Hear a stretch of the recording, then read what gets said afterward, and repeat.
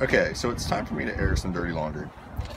I have a very big front basement storage, and in there is extra storage underneath. It's all cleaned out because I need to go through everything, and it's time to air some dirty laundry. Let's talk about everything that was stored in this basement. We have 2 zero-gravity chairs, which I built a shelf that they actually sat underneath this thing, and it's open in the front. That way I could get to them without moving other stuff. And now, let's take inventory. We have the tools and project type things. We got project box, rarely used tools and looking like overflow of supplies. Various supplies. I have lubricants, caulks, glues, screws, you name it. It's kind of my consumables box. Tool bag with no organization whatsoever. Leftmost, you have a multi-tool set, which is pretty much junky tools, but they get me by. Next is my macerator pump, and then I actually carry a Craftsman jigsaw. A couple of clamps. I have actually slimmed way down on the number of clamps I carry. I used to have a ton. Saw, bottle jack, I forget how many tons. A couple things of great stuff that never got used. This angle piece here is from a bandsaw I had at home, but I use it for a straight edge when I'm cutting. I have my Japanese pull saw, my yardstick, my triangle, my water bladder for fresh water, and I just found this wood saw for cutting outdoor wood. I actually didn't know it was in there. A couple of these project pieces need to go away because they're clearly projects that don't have a plan and I will never get to them. Next up is the kids stuff. Each of these bins are various different parts of toys. No clue. Looks like bubbles and ball and random shovel. The shovel came from digging at the Crater of Diamond State Park. And you have the kinetic sand, Play-Doh, and chalk, it looks like. And then various inflatables that we never actually take inflatables anywhere. Next up you have the biking stuff, which is this whole section right here. Biking gloves, biking helmets, biking extra supplies. We have a life vest for Logan for when we go rafting. We did that in Bend. Various work gloves I found. We have a beach umbrella stand. This funky metal thing is actually a drink holder at a campsite. It's a great idea, rarely ever gets used. More kinetic sand. The nails are for nailing down my big awning patio mat, which actually works out pretty well. We have my various tie-down stuff for the awning, for my support poles. I have more locks than you know what to do with, and cables and stuff to hook up to them.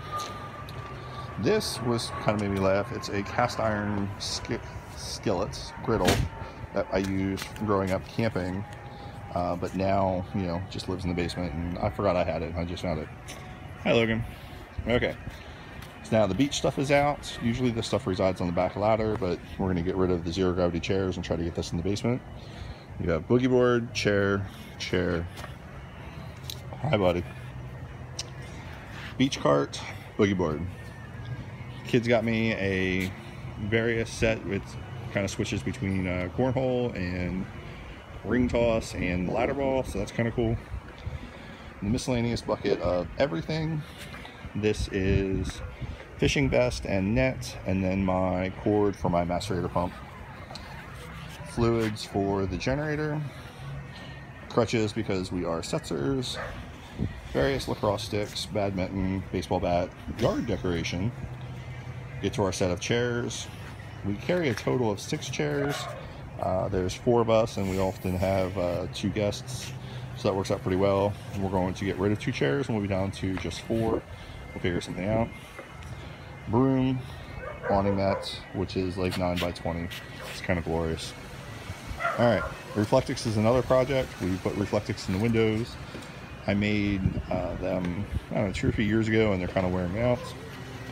I have 2x4s cut for the depth of my slides with Schwintek slides. If they go out, you disconnect the motors, and there's actually nothing stopping that motor from turning backwards and letting your slide drift out there to travel. So you need a 2x4 that you can wedge up there and keep it in place. Next up is camper Logan. Hi. And campsite type things. I carry a bunch of cable, and I really avoid hooking up cable at any campground. Heavy duty extension cord that I can plug in my camper to people's houses and whatnot. Bleach for sanitizing the system, hose, extra water filter 4 times that the water is extra cruddy. Don't really use it because it knocks back flow a whole lot. We have adapters. I have a 50 to 30, a 30 to 15, and a 50 to 15 3 separate adapters. I have a second air quote backup power cord. One of my main cord was kind of coming apart a little bit. It was replaced under warranty, and I just never stopped using it. Alright, random stool for when we need to raise up the side of the camper and we need an extra step at the bottom of the steps. The turn jacks, stabilizer jacks. I needed one of them to replace my scissor jacks in the back, so I got a set of 4 because that's all they sell. Anderson levelers, which I bought used from somebody on the Forest River forums, and we've yet to actually use them. Various ant and bug killers, which we will often spray down campsites, especially here in Florida where fire ants are an issue. Alabama, the sugar ants were an issue.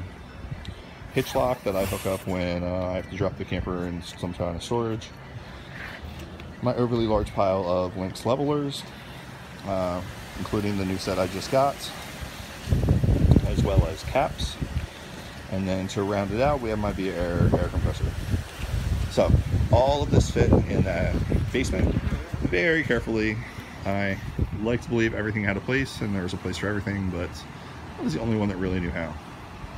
Anyway, so for a full-timer who is an overpacker and over-preparer, oh yeah, the table also goes in there. The fold-up table went under the shelf. Anyway, for the over-prepared full-timer, overpacker, we were always overpackers, we still are overpackers. This is what my basement consisted of. Anyway, take care.